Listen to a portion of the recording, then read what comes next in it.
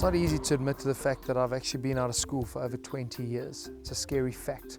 And I often find myself thinking back to class and trying to remember my classmates. And the ones that stand out, the troublemakers and the so-called cool kids in class.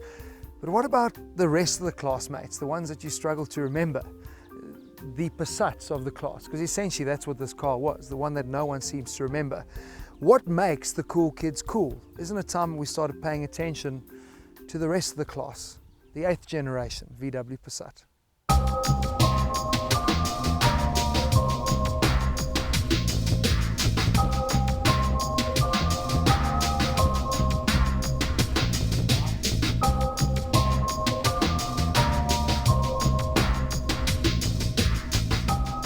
It's fair to say that we can forgive you if you think that the only cars available in the D segment for you to choose from would be a 3 Series BMW, the A4 Audi or the C-Class Merc.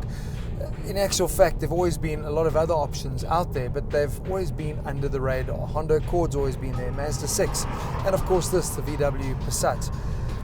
They are really good cars. We just need to get more and more people to get behind the wheel and experience them. This is the 8th generation Passat and the improvements continue.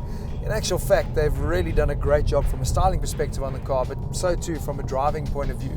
The car is 2 millimeters shorter, so let's not worry about that. But what is significant is nearly 80 millimeters improvement in terms of the lengthening of the wheelbase, and that just gives you a lot more space inside the cabin. It's also 12 millimeters wider, and when you do get inside the Passat, not only has it got a cavernous boot, nearly 500 liters in the boot, but there is plenty of headroom, shoulder room, a really well laid out and set up. One of the design elements that they are pushing is how they've taken your traditional air vents and created a feature out of them by running them right across the dash.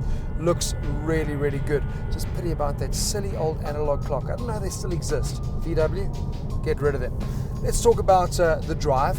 There've always been good engine choices in the Passat range, and they've updated all of the engines. Entry level is a 1.4 litre turbo, there's a 1.8 turbo, and then of course the one we're in the top spec, the 2 litre turbo. There is a diesel, the 2 litre turbo diesel will come out sometime this year. From a driving perspective, you've got more than enough, 162 kilowatts, 350 newton meters. This comes standard with the 6-speed DSG box. The 1.8 is a 7-speed box, and if you do go with the entry level, the 1.4, you can have it with a 6-speed manual, or of course the DSG as an option. But we know how good the DSG box are. Super smooth, power delivery is fantastic. But a lot of tech has also been added into the Passat. We're in the R line, which is the top spec, and obviously then it gives you as standard your adaptive chassis control, so I can put it into comfort mode, into sport mode.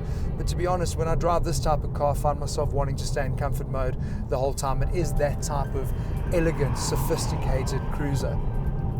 They've also, on ours, we've got the new Discovery Pro satellite navigation system. Whether you want the nav or not is irrelevant, but what it does give you is a really cool TFT screen that I can configure and put on all the vehicle dynamics that I want. So you can have your standard setting, or you can put on your efficiencies, your dynamic drive modes, your navigation as well. So looks really classy, sophisticated, upmarket, very similar, I guess, in what you'd get with the virtual cockpit on your Audis.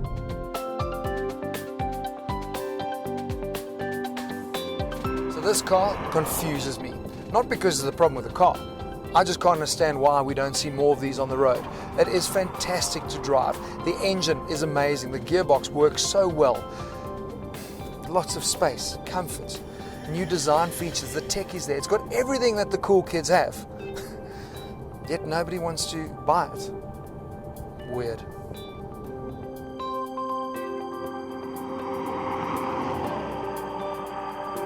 Now, you want to know what happened to those classmates of yours that you can't remember? They quietly went about their business and made a success of their lives. And that pretty much sums up the Passat. For me, what is really sad is that as consumers, our perceptions of what is cool and what is desirable are often so misguided. And as a result, we end up missing out on absolute gems.